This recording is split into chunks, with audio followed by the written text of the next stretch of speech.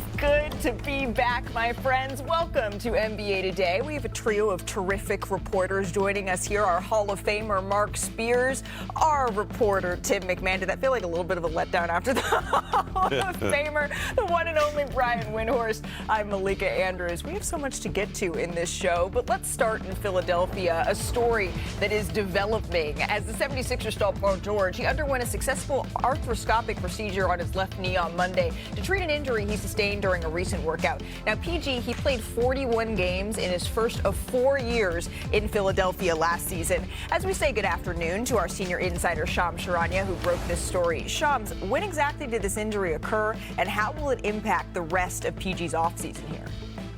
Malika, I'm told Paul George suffered the injury during an on-court workout last week, and it led to him visiting a doctor on Friday. And the decision was made to undergo arthroscopic surgery because the doctors felt like this would be an injury that would linger for a player that was never healthy all last year. Paul George's season ended rehabbing from injections on groin and knee injuries. He had a finger injury during the season as well. And so now he starts rehab for this knee injury, and he will be reevaluated at the start of this upcoming training camp. But I am told both sides will be cautious with him. They want to see Paul George return to that full form Paul George they just have not seen in Philadelphia. So I do expect both sides to be cautious from this injury that Paul George suffered last week. Okay, so this is essentially so that they can hopefully see that full-strength Paul George that we're all waiting for in Philadelphia that never quite came to fruition. Shams, thank you so very much. Please don't go too far. This has been a busy offseason, and we always want to keep tabs on that news. The Sixers' big three, though, Embiid, Maxey, George, Shams mentioned it. They played just 15 games together last season, with Philadelphia going 7-8 with that trio sharing the floor together. Injuries really derailed a lot of teams in the East for this upcoming season. It is the most wide open that we have seen a conference in quite some time. And on paper, that should open things up for the 76ers, but that hasn't quite been the case. Brian, what is it going to take for the Sixers to really contend here in this conference? Well, they need to have their three best players on their feet in the playoffs, but they have to get to the playoffs, which they didn't last year because of these injuries. And Malika, this is a gut punch to the 76ers. Shams was talking about seeing the doctor on Friday. It was just on Friday that Daryl Morey at a press conference in Las Vegas was talking about how Paul George was so much looking forward to getting onto the court to show the Philadelphia fans what he can do. And I assume later that day he got this news. The words were still coming out of his mouth when this happened. I cannot believe this. And I will just say, from being around the NBA for 20 plus years, I can just tell you there's no such thing as minor knee surgery. Even the most basic procedure requires a big recovery. It is July. If you're going to have an injury, you want it to happen in July, not in the spring. But another setback for this team that needs this team to be together to get some momentum. Daryl has basically had to spend half of his press conference just giving injury updates to guys who are coming back from other knee surgeries. Jared McCain and Joel Embiid. And now there's another knee surgery. It's crazy what's going on there. Yeah, look, if you want to turn the injuries off on 2K, then we can talk about the Sixers as a contender. But what are we talking about here? The expectations were there last summer. They're not there now because this is not a team that you can trust to put a healthy product on the court. I mean, what's the best realistic case for Joel Embiid?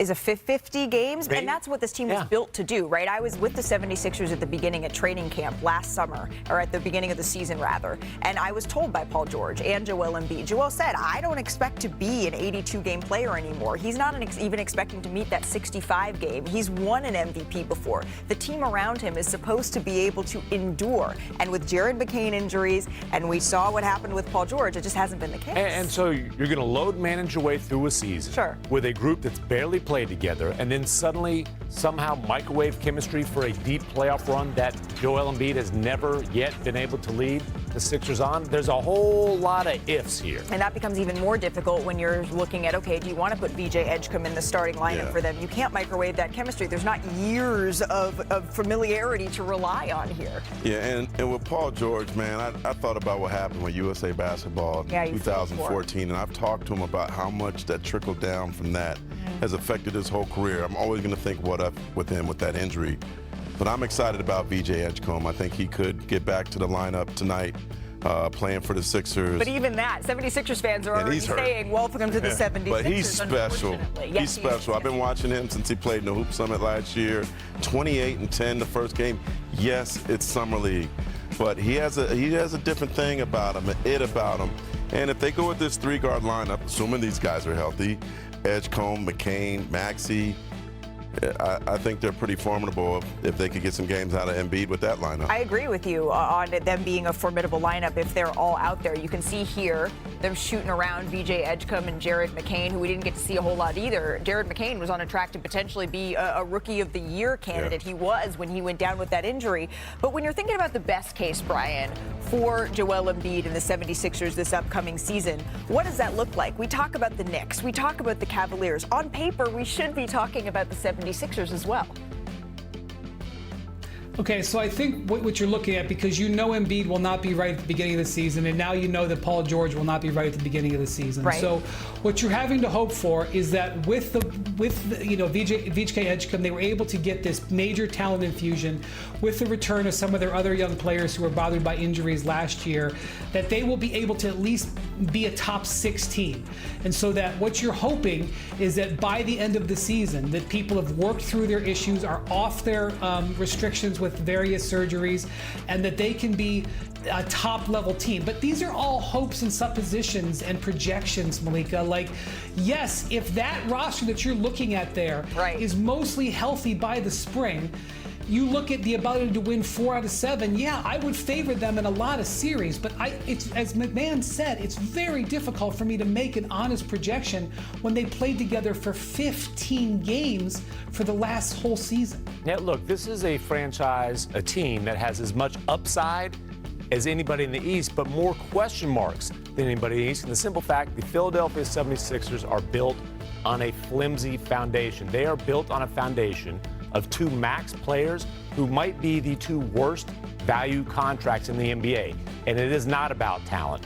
Joel Embiid and Paul George are incredibly talented players. It doesn't matter if you're doing that sitting on the bench in street clothes. Well, Mark, we're always hearing Kendrick Perkins say that this is Tyrese Maxey's team. Even Joel Embiid nicknamed him the franchise. Maybe that's for a reason. Joel Embiid wants to win. It's so clear. I feel for Joel. By the way, we're talking about these injuries. These guys want to be out here. These guys want to solidify themselves as winners, but maybe this team needs to start going maybe a little bit more as Tyrese goes. Yeah, and the money that those 2 superstars make, what are you going to do with that? You can't move them. Right. It's hard to say that, though, when you have someone as talented as Joel Embiid still on your team. Because but I don't want that to the get lost. injuries combined with the money, like, there's too much risk. Right. But Tyrese Maxey, hey, man, now's your time. That was well put. As much upside